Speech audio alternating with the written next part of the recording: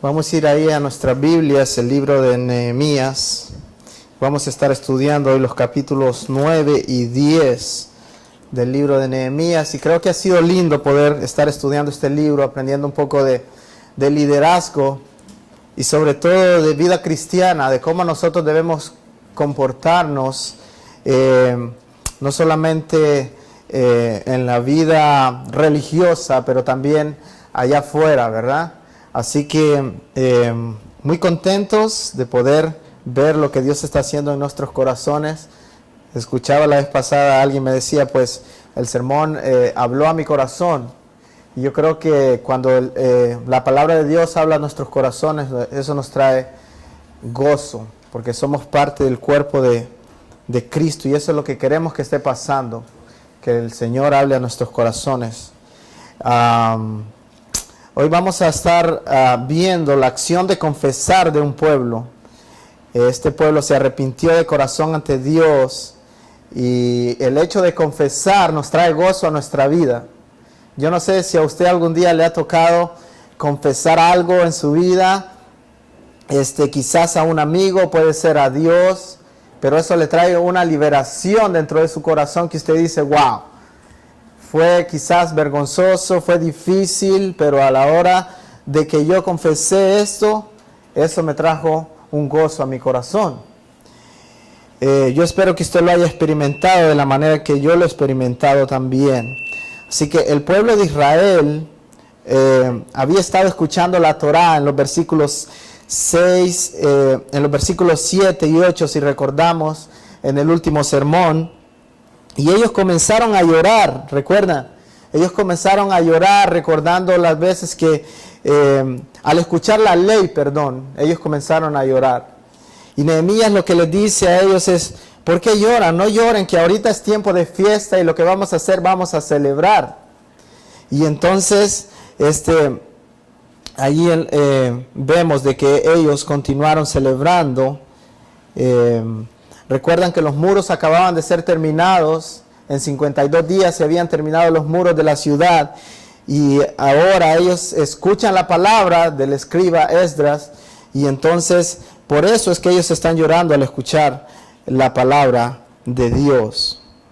Pero cuando vamos a los versículos 9, al capítulo 9, vemos que aún después de haber reconstruido todas las murallas, el pueblo todavía se encuentra en angustia. No hay todavía una satisfacción del pueblo de decir, hoy sí hemos llegado hasta el punto donde sentimos de que todo marcha bien. Ellos todavía tenían un vacío en su corazón. Versículo 36 del capítulo 9, si usted va conmigo ahí. He aquí que hoy somos siervos, dice. Henos aquí, siervos en la tierra que diste a nuestros padres, para que comieseis su fruto y su bien. Versículo 37, vaya conmigo ahí. Sus abundantes cosechas son ahora de los reyes que nos han impuesto por nuestro pecado. Como tienen el poder, hacen lo que quieren con nosotros y con nuestro ganado. Grande es nuestra aflicción. Cuando leí estas líneas, una de las cosas que me venía a mi mente es las situaciones que están pasando algunos de nuestros países, algunos de los países de Latinoamérica. Lo que dice el versículo 37, dice, los reyes, dice, sus abundantes cosechas son ahora de los reyes que nos han impuesto por nuestro pecado. Lo que estaba pasando en el tiempo de Nehemías es que ellos están en su ciudad, pero teniendo una autoridad superior que es el gobierno de Persia. Entonces, aunque ellos están en su ciudad, ellos tenían que dar tributo al rey persa. Entonces ellos están diciendo, nuestros ganados y todo lo que nosotros tenemos le pertenece a ese rey.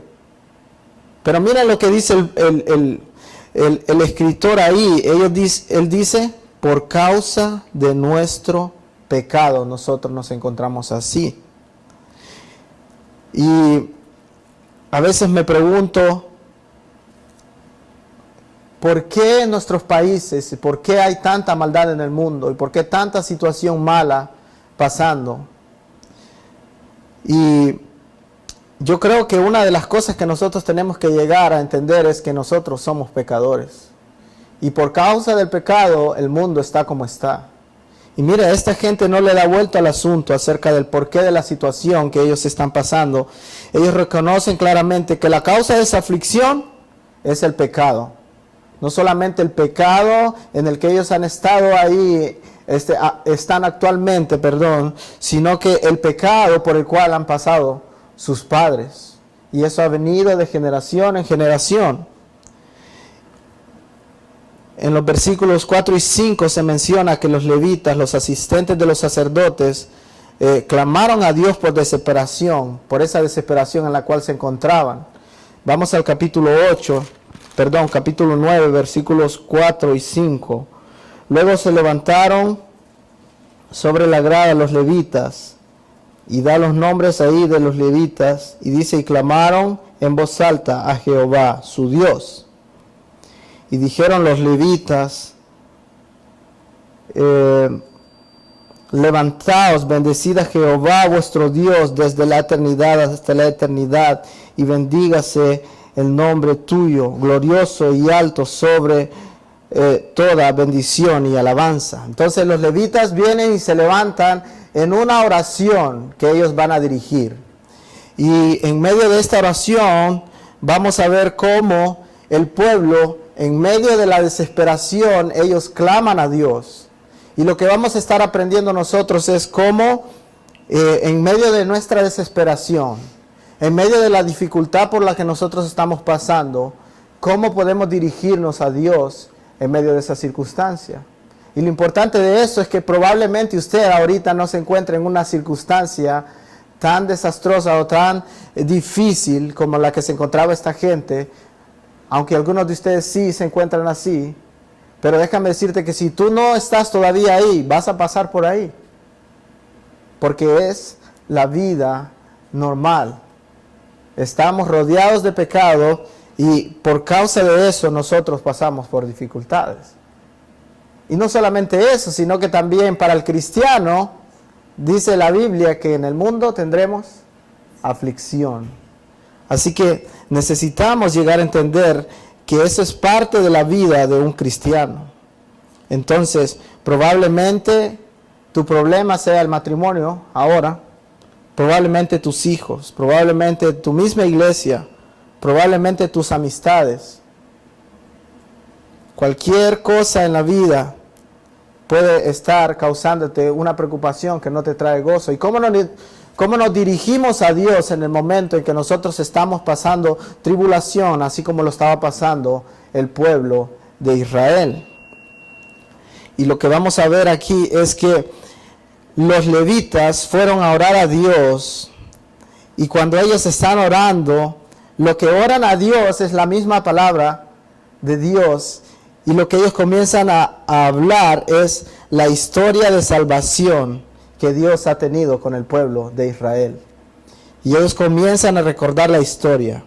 Ellos hicieron un resumen de todo el Antiguo Testamento en unos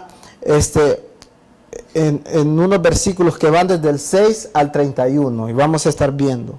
Dios no había creado una historia para el que el pueblo disfrutara una historia. ¡Ah, qué bonito suena la historia! Dios había creado una historia para que el pueblo disfrutara a ese Dios de la historia. Así que en el verso 6, si vamos ahí, se declara que Dios es todopoderoso. Dice, tú solo eres Jehová, tú hiciste los cielos y los cielos de los cielos con todo su ejército. Ellos están reconociendo que Dios es poderoso. ¿Recuerdan Génesis 1:1? En el principio Dios creó los cielos y la tierra. Ellos acababan de leer la ley y ellos están reconociendo de que Dios es todopoderoso, el creador de los cielos y la tierra. También este verso declara que Dios es el sustentador de la creación. Dice, y tú vivificas todas estas cosas. ¿Cuáles cosas? Los cielos, la tierra y todas las cosas que Dios ha creado. El versículo 7 declara que Dios fue el que escogió a Abraham, a quien cambió el nombre a Abraham, lo que significa padre de multitudes, con quien hizo pacto de darle una tierra bendecida. El verso 8 dice, cumpliste tu palabra porque eres justo. De todos los atributos que Dios tiene, el escritor está haciendo, los levitas están orando ahí y ellos resaltan algo que es la justicia de Dios. Dice, cumpliste tu palabra porque eres justo. Y hay muchas personas teniendo conflicto ahí cuando leen las escrituras, cuando miran lo que pasa en el mundo y dicen, ¿será que Dios es justo? Y ellos comienzan y muchos terminan alejándose de Dios pensando que nosotros adoramos a un Dios que no hace justicia. Y es necesario que nosotros como iglesia comprendamos lo que significa realmente la justicia de Dios, porque el comprender esto nos va a mantener adorándolo a Él. Así que vea que de todos esos atributos Él escoge la justicia de Dios. Dios es justo y todo lo que hace es correcto. Siempre es correcto. Él nunca falla, Él nunca se equivoca. Ellos están diciendo, estamos en esta situación porque lo merecemos. Dios es justo al mandarnos esto. Y seguramente usted y yo hemos estado en una situación donde nos preguntamos esta pregunta que es tan común, que dice, no es justo. O nos podemos decir, ¿cómo puede permitir Dios esta barbaridad? ¿Han escuchado frases ustedes como esas? No es justo. ¿Cómo puede Dios permitir eso? Y eso pasa porque ponemos al hombre en un nivel de santidad más alto de lo que la Biblia dice.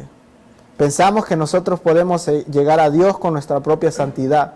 Pensamos que nosotros podemos llegar a ser justos de tal manera que Dios nos va a aceptar a nosotros por la justicia que hay en nuestra vida. Olvidando de que la Biblia claramente dice, no hay justo ni aun uno. No hay quien haga lo bueno. No hay quien busque a Dios. Y cuando leemos la carta de Romanos, continuamente vemos nuestra naturaleza y cómo nosotros no podemos acercarnos a Dios. Aún las mejores obras que nosotros pudiéramos hacer son como trapos sucios delante de Dios. Imagínense cuánto es la santidad de Dios. Por eso cada vez que estudiamos, en muchos de los casos, cuando se mencionan los atributos de Dios, se dice santo, santo, santo. Imagínense nuestra justicia comparada con la justicia de Dios. Son como trapos sucios. Entonces nosotros vemos a los pueblos sufriendo, los países en guerra, mucha pobreza, mucha indiferencia, y nos preguntamos ¿por qué hay tanto sufrimiento en el mundo? Y la respuesta es porque nosotros somos injustos y Dios es justo. Sabe que Dios tiene todo el derecho de destruir la humanidad en cualquier momento. Lógicamente, Dios no lo va a hacer porque Él es fiel a su palabra y Él desde que el hombre cayó, inmediatamente Él prometió de que Él iba a redimir a su pueblo. Pero Él tiene todo el derecho de destruir. Él tiene todo el derecho de hacer lo que Él quiera. Y todas las cosas que Dios hace, las hace para exaltar su nombre. Entonces, me gustaría que sigamos viendo en los siguientes versículos el corazón de Israel. Yo quiero que veamos el corazón de Israel, pero que también nosotros podamos ver la respuesta de Dios a Israel. Y vamos a estar viendo 6 cosas. 6 cosas en las que el pueblo tuvo que hacer algo, el pueblo hizo algo, y Dios tuvo que responder a esas cosas que el pueblo hizo. Y yo quiero que mientras nosotros vemos estas 6 cosas, usted comience a pensar en qué tan parecidos somos nosotros al pueblo de Israel. ¿Cuánto nos parecemos nosotros a ellos? algunas cosas antes de poder comenzar ahí. Me gustaría recalcar que ellos estaban afligidos en Egipto, ¿recuerdan? Y ellos clamaron a Dios, y en su aflicción Dios los escuchó. Dios exaltó su nombre delante de Faraón, mostrando su triunfo y su cuidado por el pueblo. Pero tan fácil ellos olvidan las cosas que Dios ha estado haciendo por ellos y cómo Dios los ha rescatado. Y hablando de la historia que ellos mismos hablan en la oración, cuando los levitas están orando, ellos dicen en el versículo 10, hizo señales y maravillas contra Faraón, porque habían procedido con soberbia, y te hiciste un nombre grande. ¿Recuerdan cuáles fueron las señales y maravillas que Dios hizo contra Faraón? Mandó ahí, dice, plaga tras plaga. ¿Y sabe lo que estaba haciendo Dios en ese tiempo?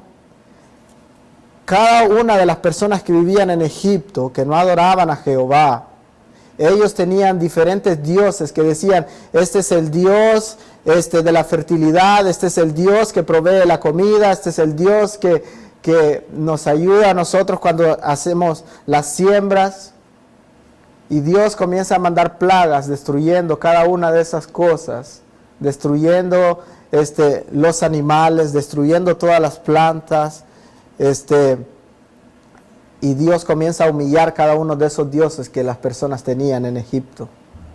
Entonces, esas son las señales que Dios hizo. Y luego seguimos viendo otras señales, el versículo 11 del capítulo 9, dividió el mar, dice ahí, versículo 12, dirigió a su pueblo milagrosamente día y noche. Recuerdan que en el día había una sombra causada por una nube que Dios les mandaba, y en la noche ¿qué había? Había una columna de fuego que Dios les mandaba para que ellos pudieran ver el camino. En el versículo 13 les dio leyes verdaderas y estatutos buenos y mandamientos buenos. Sabe que la Biblia dice que los mandamientos de Dios no son gravosos.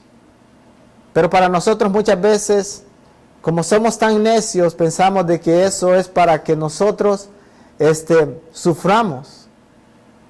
En vez de más bien pensar que Dios ha dejado sus mandamientos para que nosotros podamos disfrutar de los beneficios de obedecer. Y esa es una de las cosas que nosotros estamos viendo en nuestro grupo pequeño. ¿Por qué Dios dijo, no adoren otros dioses, me tendrás a mí en primer lugar? Porque hay beneficios en tener a Dios como el único y suficiente Dios verdadero. Si vamos al versículo 15, dice, les dio pan del cielo, agua de la roca, y los hizo entrar en la tierra que Él les había prometido. Hasta ahora, en la historia que estamos viendo, todo bien. El pueblo ha disfrutado de todas las cosas que Dios les ha dado a través del desierto, hasta el punto que los hizo entrar en la tierra prometida. Pero en los versículos 16 al 31 encontramos esas 6 expresiones de la rebelión de Israel y la respuesta de Dios. Así que vamos a ir aprendiendo cada una de esas. Número 1, versículos 16 y 17 del capítulo 9. Dice, no quisieron oír ni se acordaron de sus maravillas que habías hecho con ellos. Pero ellos y nuestros padres fueron altivos y no quisieron obedecer tus mandamientos, dice el versículo 16. ¿Y cuál es la respuesta de Dios ante esa desobediencia de los mandamientos?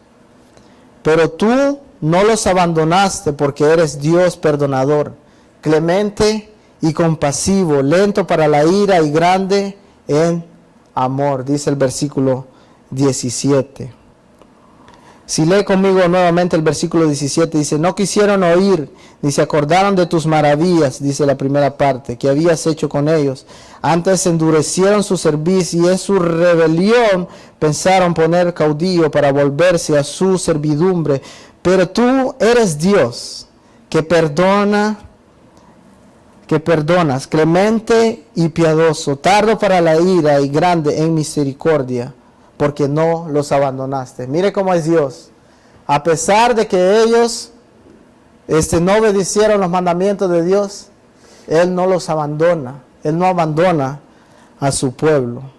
Y esto nos ayuda a conocer el carácter de Dios, porque sabemos de que Dios es un Dios que nos decidió amar a nosotros, no en base a lo que nosotros hicimos, sino en base a una decisión que Él tomó, de decir, a pesar de que eres pecador, yo he decidido amarte. Por lo cual, no importa las fallas que tú tengas, yo no te abandono. Y eso es lo que está pasando con el pueblo de Israel ahí. Vamos a ver la segunda cosa en la que el pueblo responde y cómo Dios también da una respuesta a eso. Los versículos 18 al 25.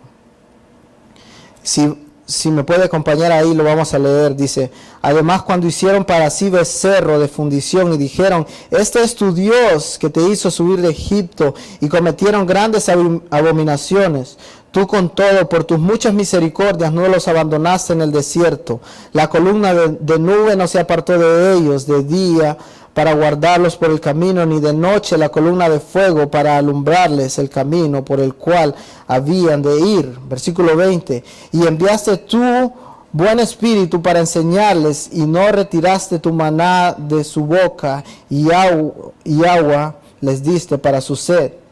Los sustentaste 40 años en el desierto. De alguna cosa tuvieron necesidad, de ninguna cosa tuvieron necesidad. Sus vestidos no se envejecieron, ni se hincharon sus pies. Y les diste reinos y pueblos, y los repartiste por distritos, y poseyeron la tierra de Sehón, y la tierra del rey de Hesbón, y la tierra de Og, rey de Basán. Multiplicaste sus hijos como las estrellas del cielo, y los llevaste a la tierra de la cual habías dicho a sus padres que habían de entrar a poseerla. Y los hijos vinieron y poseyeron la tierra, y humillaste delante de ellos a los moradores del país y a los cananeos, los cuales entregaste en su mano y a sus reyes y los pueblos de la tierra para que hiciesen de ellos como quisieran. Hasta ahí vamos a leer. La rebelión de Israel, ellos hicieron para sí mismos un becerro de oro y dijeron, este es tu Dios que te hizo subir de Egipto, y cometieron grandes abominaciones. ¿Recuerdan la historia? Moisés está arriba hablando con el Señor. Ellos piensan que Moisés se ha tardado mucho. ¿Y qué es lo que hacen? Hacen un becerro de oro y comienzan a adorarlo. Y no solamente ellos hacen un becerro de oro, sino que ellos dicen, este es el Dios que nos hizo subir de Egipto. Ellos acaban de ver todas las maravillas que Dios ha hecho delante de Faraón, las 10 plagas, y cómo también en la última plaga ninguno de sus hijos murió cuando todos los primogénitos de Egipto murieron por no poner la sangre en los dinteles de sus casas. Y ellos están olvidando lo que Dios acaba de hacer. ¿Y qué hacen? Se construyen un Dios. Se construyen un Dios y dice, este es el Dios que nos sacó de Egipto. ¿No te parece que actualmente nos parecemos mucho a este pueblo? Quizás no tenemos un becerro de oro en nuestras casas, pero somos gente que comúnmente, porque somos gente visual, queremos tener algo que nos dé la seguridad. Entonces estamos creando ídolos que aparentemente nos dan la seguridad, y decimos, no es Dios el que nos va a dar la seguridad, sino es la cajita fuerte que tengo guardada ahí con tantos billetes de 100 o algo así. O quizás a veces cuando estamos jóvenes pensamos que nada malo va a pasarnos y decimos, bueno, ahorita estoy fuerte, nada malo me va a pasar. Y vamos poniendo nosotros nuestra seguridad en diferentes cosas. Decimos, Señor, si tan solo tú me provees un esposo con el cual vivir, yo voy a ser feliz.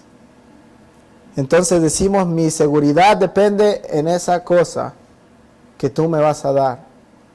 Entonces esa cosa se convierte en algo más importante que Dios. Estas personas hicieron un becerro y dijeron, este es el Dios que nos sacó de Egipto. Y si vemos en los versículos 19 al 25, a pesar de eso, de lo que la gente hizo, dice una de las cosas que ellos dicen en esta oración que están haciendo, pero tú y tus muchas misericordias, y por tus muchas misericordias no nos abandonaste en el desierto, más bien los sostuviste en su camino a la tierra prometida y les diste la tierra en abundancia. Dice que cuando ellos tenían sed, Dios hizo salir agua de la roca. Dice que sus vestidos, a pesar de que anduvieron 40 años en el desierto, nunca se envejecieron. Dice que ellos caminaban y caminaban y caminaban y ¿saben qué? Sus pies nunca se hincharon, dice. Y vamos viendo una y otra vez, el pueblo acaba de adorar a otro Dios que no es el Dios que los sacó de Egipto. ¿Y Dios qué hace? Yo prometí que te iba a llevar hasta esa tierra y lo voy a cumplir. Y Dios los lleva y los mantiene en todo el camino y provee comida para ellos en el desierto. Y no solamente eso, sino que todavía los consiente. Les dice, que no te pegue el sol. Voy a poner una nube para que tú camines durante el día.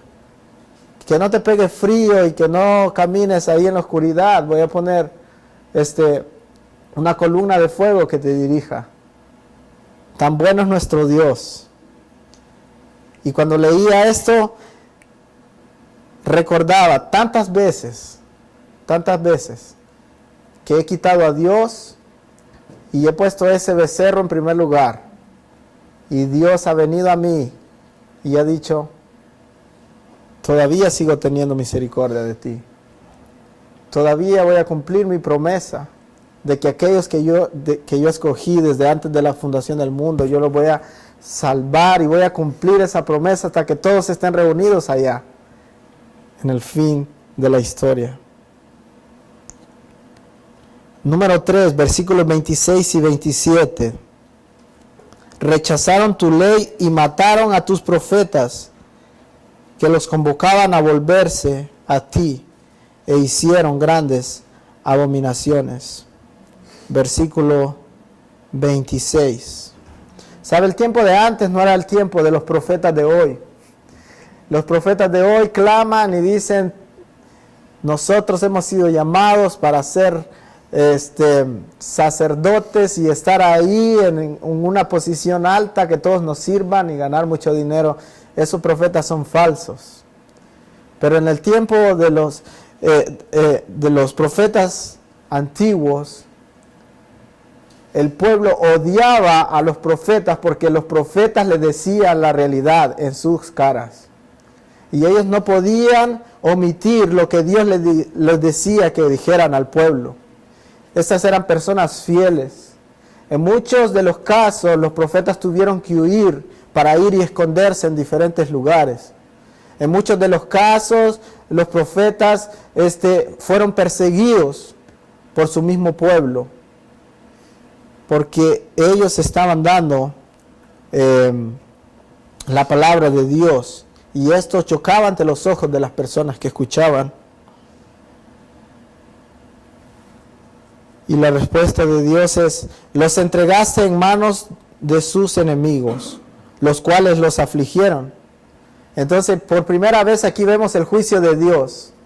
Las primeras 2 veces vemos que Dios simplemente les da muchas bendiciones y no vemos juicio. Pero aquí dice, los entregaste en manos de sus enemigos, los cuales los afligieron. Pero en el tiempo de la tribulación, cuando ellos estaban sufriendo, clamaron a ti, y desde los cielos los oíste, y según tus misericordias les enviaste libertadores para que los salvasen de la mano de sus enemigos. Entonces, John Piper dice, en otras palabras, de acuerdo con la justicia de Dios, juicio vino sobre ellos, pero esa no sería la última palabra. Ellos clamaban en medio de su merecido sufrimiento y Dios mostraba su misericordia. Si usted quiere ver ejemplos como estos, lea el libro de Jueces. Lea el libro de Jueces y dése cuenta cómo el pueblo de Israel había caído en un ciclo donde ellos estaban bien y al estar bien, entonces venían ellos y desobedecían a Dios, y en medio de su desobediencia Dios traía juicio sobre el pueblo, y cuando ellos ya se la miraban difícil, ellos clamaban a Dios. Dios mandaba un libertador para que los liberara de ese juicio que había caído en ellos por su pecado. Eran librados de la mano de sus enemigos. Ahora volvían a estar bien. ¿Y sabe qué volvían a hacer? Volvían otra vez a desobedecer a Dios. Y así, las personas estaban en este ciclo de desobediencia y regreso al Señor. ¿No te parece un ciclo en el que nosotros muchas veces nos encontramos? Estamos bien un tiempo, fallamos, pedimos perdón, regresamos a Dios. Y qué bueno que podemos hacerlo, ¿no? Y más adelante vamos a ver que lo podemos hacer porque alguien tuvo que pagar. No porque eso queda olvidado simplemente y Dios dice, yo no me preocupo por las cosas que hiciste. Dios es justo y alguien tiene que pagar. Y si no somos nosotros, alguien más debe pagar. Pero mire la cuarta cosa, rebelión de Israel, versículo 28. Pero una vez que tenían paz, volvían a hacer lo malo delante de ti. Y la respuesta de Dios, versículo 28, la parte B dice, por lo cual los abandonaste en medio de sus enemigos. Dios los dejaba sufrir un poco, que los dominaron, dice. Y volvían y clamaban a ti, y tú desde los cielos los oías. Y según tus misericordias muchas veces los libraste. Otra vez, la respuesta de Dios era juicio, pero esa no era la última palabra. Ellos clamaban a Dios, y Dios ¿qué hacía? Mostraba su misericordia. Mira el versículo 29 en la parte B y hasta el versículo 30 nuevamente, la rebelión número 5. Se llenaron de soberbia y no oyeron tus mandamientos.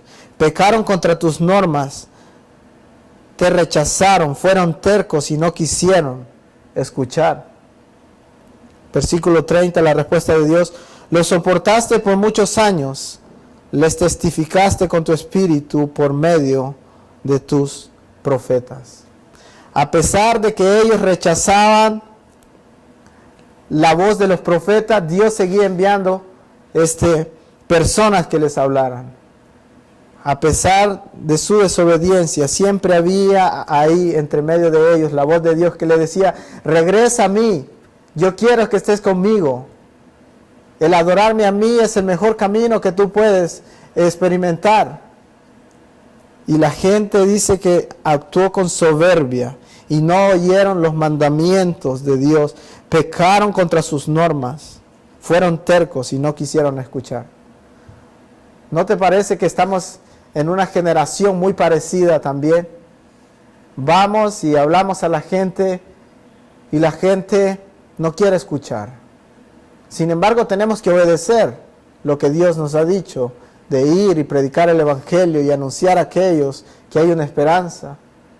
Al final Dios es el que transforma el corazón, pero es triste ir y hablarle a la gente y ver cómo la gente actúa con soberbia diciendo, Dios, no es el tiempo, no te necesito. Es difícil. Los profetas lo experimentaron. Y nosotros como cristianos quizás también vamos a experimentar ese tipo de rechazos. Pero no solamente la gente que está afuera es así. También nosotros somos así. Muchas veces hay soberbia en nuestra vida. Escuchamos los mandamientos y sabemos que debemos obedecer, pero no lo hacemos. A veces tenemos tanto tiempo algo guardado en nuestro corazón que sabemos que tenemos que pedirle perdón a Dios, pero decimos, quiero guardarlo ahí porque no quiero hacer un sacrificio o no quiero sentir vergüenza ¿Por qué? Porque estamos pensando siempre en nosotros mismos, en mi honor, y no en el honor que Dios se merece para que nosotros podamos darle obediencia.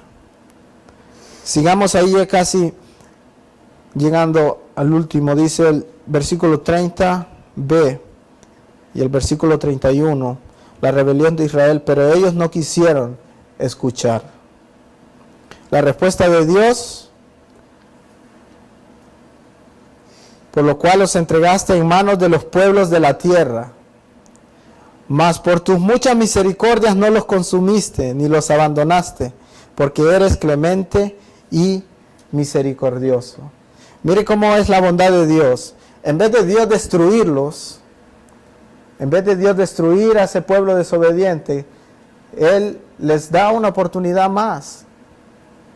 Los hace sufrir, los entrega a manos de otros pueblos y les da la oportunidad de que en medio de su sufrimiento ellos puedan arrepentirse una vez más y volverse a Dios.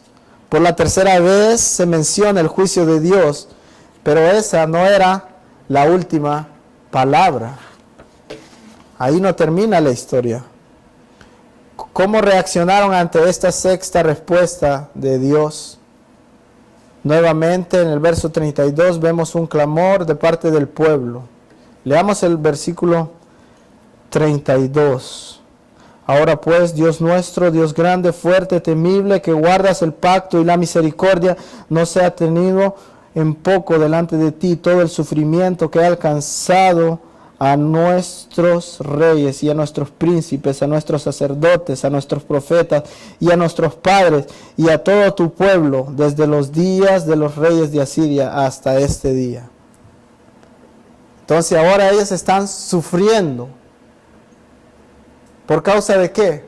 Por causa de su pecado. O sea, una vez más la respuesta de ellos fue desobedecer a Dios. Y lo que ellos están diciendo es: mira nuevamente en la misericordia la miseria en la que hemos caído. Y como has hecho muchas veces, por favor, sálvanos otra vez. Esto es lo que el pueblo está diciendo: sálvanos otra vez. Y va a haber una renovación del pacto. Hay un cambio en el corazón del pueblo. La renovación del pacto de los israelitas para con Dios viene en el versículo 38 de ese mismo capítulo. Y si puede leerlo ahí conmigo. Dice: por causa pues de todo esto, nosotros hacemos fiel promesa y la escribimos firmada por nuestros príncipes y por nuestros levitas y por nuestros sacerdotes. Ahora, aparentemente ha habido un cambio en el corazón de ellos. ¿Y qué es lo que dicen? Vamos a hacer una promesa a Dios. Y no solamente la vamos a decir, sino que la vamos a firmar. Y todos van a ser testigos de que nosotros estamos comprometiéndonos ante ti. Y las estipulaciones de este pacto se encuentran en el capítulo 10, las cuales pueden resumirse en el versículo 29. Si va conmigo, capítulo 10, versículo 29, dice: se reunieron con sus hermanos y sus principales para protestar y jurar que andarían en la ley de Dios, que fue dada por Moisés, siervo de Dios, y que guardarían y cumplirían los mandamientos, decretos y estatutos de Jehová, nuestro Dios. Se comprometieron bajo juramento a vivir de acuerdo con la ley. Esa es la primera cosa que ellos hicieron. Dios, vamos a obedecer lo que tu palabra nos dice. Y el versículo 32 dice: se comprometieron a cuidar de la casa de Dios. Nos impusimos la obligación de contribuir cada año con la tercera parte de un ciclo para la obra de la casa de Dios. Estos hombres se comprometieron a guardar la ley y también a cuidar de la casa de Dios. Yo creo que para nosotros también es un llamado a guardar su palabra y también a cuidar de la iglesia, a cuidar de la casa de Dios, a hacer todo lo que nosotros podamos con tal de que Dios encuentre una iglesia obediente. Apocalipsis se menciona las 4 iglesias que aparentemente servían al Señor y algunas de ellas tenían cosas buenas. pero muchas de ellas estaban haciendo cosas aparentemente piadosas, pero estaban lejos de Dios.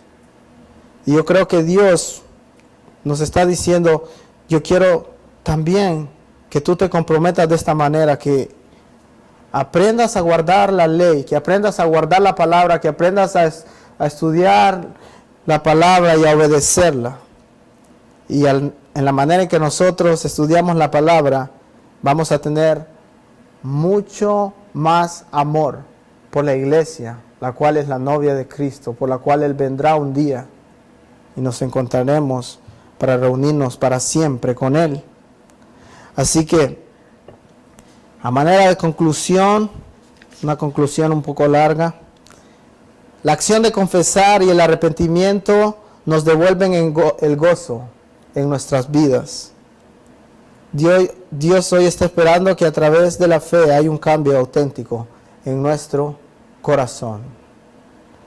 Por supuesto, hay mucha gente aquí, quizás, o mucha gente que viene a la iglesia y tiene mucho temor a comprometerse, porque vivimos en una era donde nadie se quiere comprometer. Las personas viven en unión libre, lo cual ellos le llaman, y no quieren casarse. ¿Por qué? Porque no quieren compromiso. Las leyes están aprobando el aborto. ¿Por qué? Porque una mujer quiere vivir en libertad y no quiere hacerse responsable de las consecuencias de sus decisiones.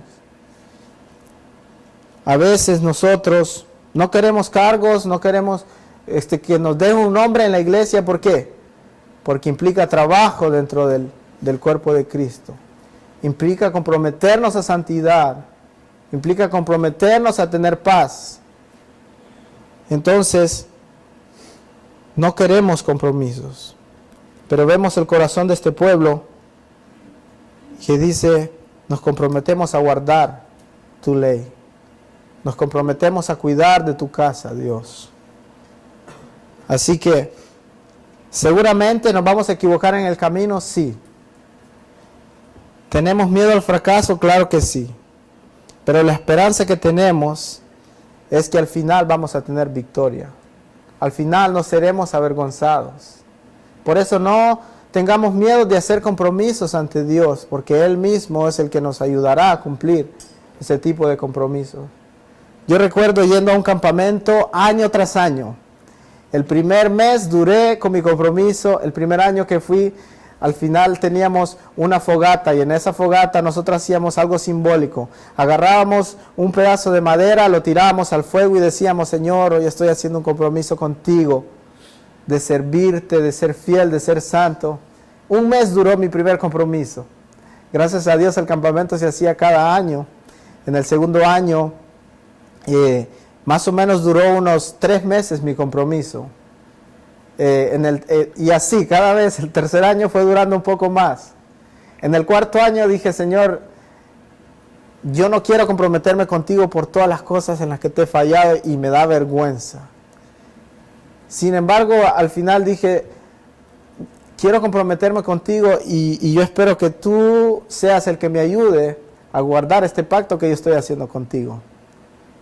Y yo creo que hasta el día de hoy el Señor me ha ayudado a poder estar comprometido con Él desde esa vez. Pero ¿cuántas veces tuve que intentarlo? ¿Cuántas veces le hice promesas a Dios y no las cumplí? Yo creo que si hemos fallado hasta el momento, Dios todavía está diciendo, todavía hay oportunidad de que tú me des tu vida y te comprometas conmigo. Y al final, si tú puedes guardar la promesa que tú has hecho, recuerda, no eres tú, soy yo en ti, soy yo quien te estoy ayudando, soy yo el que viene a rescatarte en el momento en que tú fallas.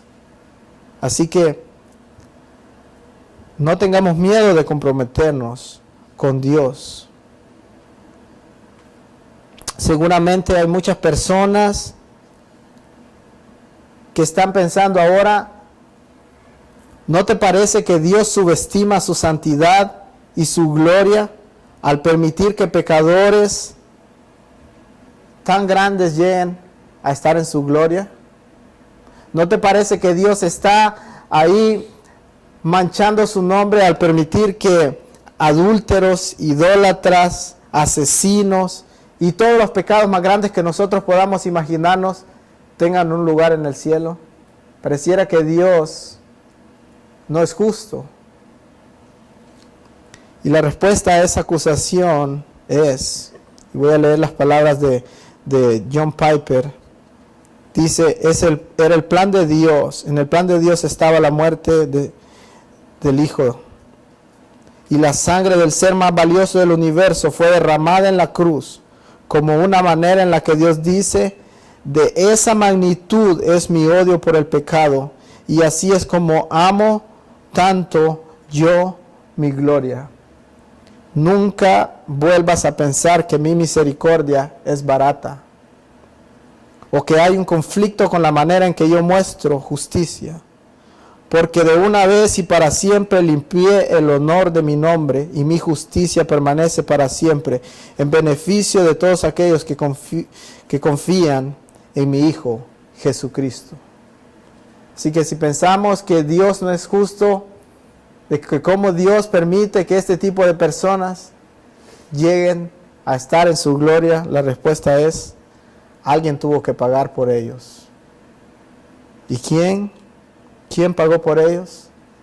Jesucristo. En la última cena Dios levantó la copa ante sus discípulos y les dijo, esta copa es el nuevo pacto en mi sangre que por ustedes es derramada, según Lucas 22.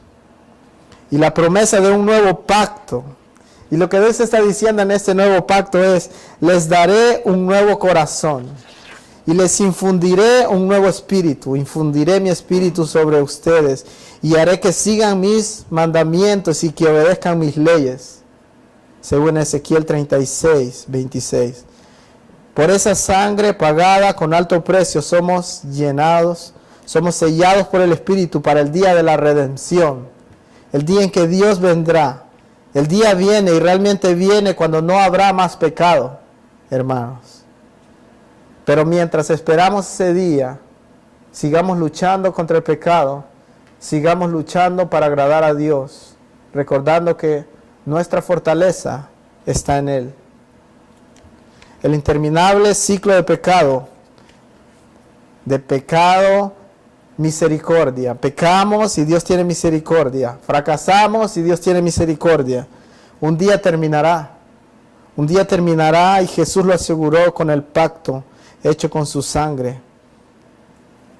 Este día terminará. Este ciclo terminará. Pero hasta que venga, todos hemos sido llamados con el Espíritu para pelear contra el pecado por el poder de Cristo Jesús. Así que nos parecemos tanto a Israel, sí. ¿Necesitamos tanto a Dios como ellos lo necesitaban? Sí. Y lo que nos ayuda a nosotros en nuestra vida a poder permanecer y luchar en la vida cristiana es saber que un día ese ciclo va a terminar. Y estaremos para siempre adorando al Rey de Reyes, porque Él decidió salvarnos a pesar de las equivocaciones que nosotros hemos tenido en nuestra vida. Oremos.